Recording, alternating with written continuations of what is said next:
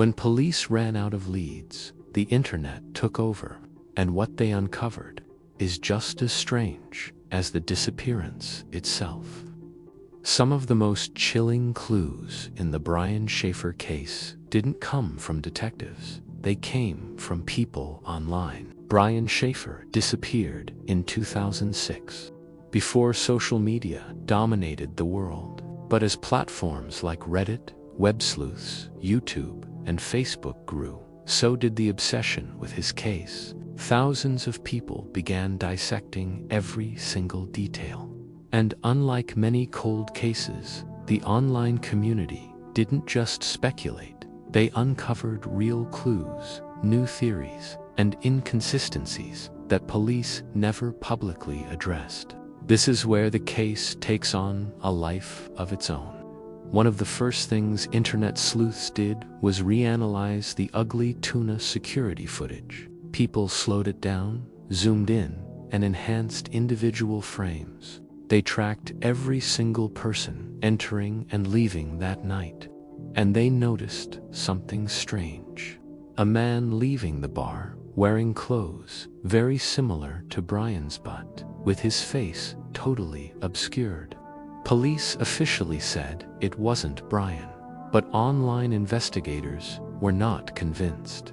Some argued the man's posture and walk perfectly matched Brian's.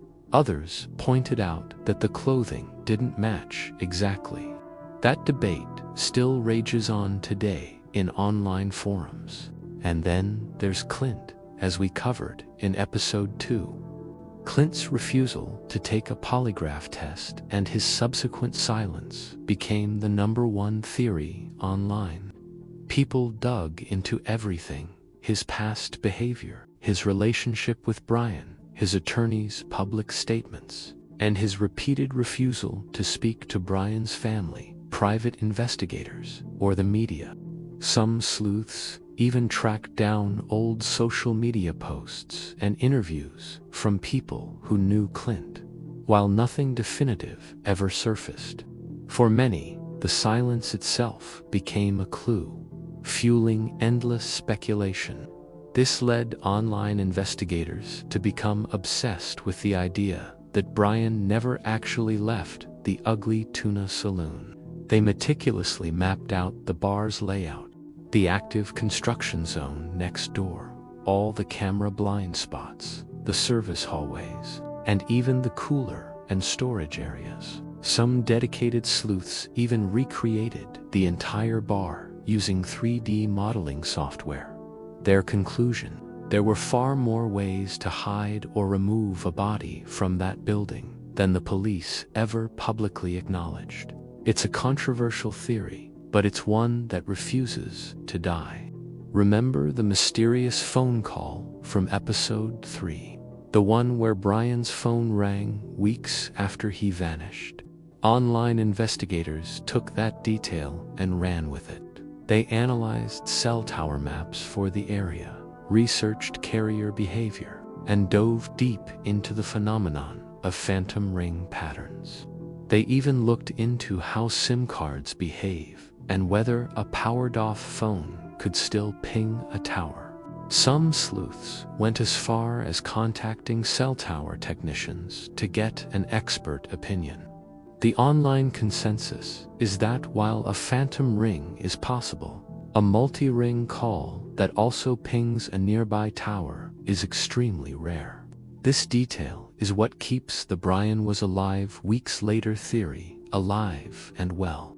One of the strangest, yet most persistent, online theories is that Brian simply walked away and fled to Mexico. Why? Well, he loved tropical vacations. He was deeply grieving the recent loss of his mother, and he had talked to friends about wanting to just escape and start over. He had no financial debt, no children, and no major obligations tying him down. Some online sleuths have even claimed to have seen men who strongly resemble Brian in various parts of Mexico. Of course, none of these sightings have ever been confirmed, but the theory persists because Unlike in most disappearance cases, Brian had the personality type of someone who just might walk away from it all. Still, there's zero evidence he did. As with many high-profile disappearances, dark rumors began to spread that Brian's image had appeared on dark web forums, suggesting a more sinister fate. It's important to state that none of these claims have ever been verified. In fact, most were quickly debunked as hoaxes. But the rumors added another layer of mystery to the case's already eerie reputation. After nearly 2 decades of online investigation, one theory seems to stand above the rest as the most compelling. Brian left the bar through the chaotic construction zone, somehow became injured or trapped, and his body was never found.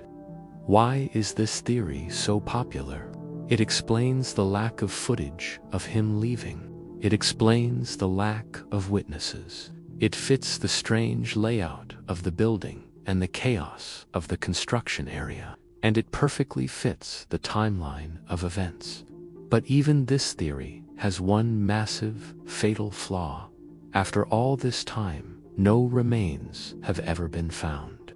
And that's why the internet is still so obsessed with this case.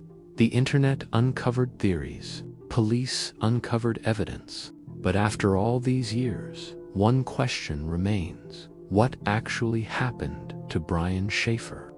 In our final episode, we break down the most likely scenario based on everything we've learned.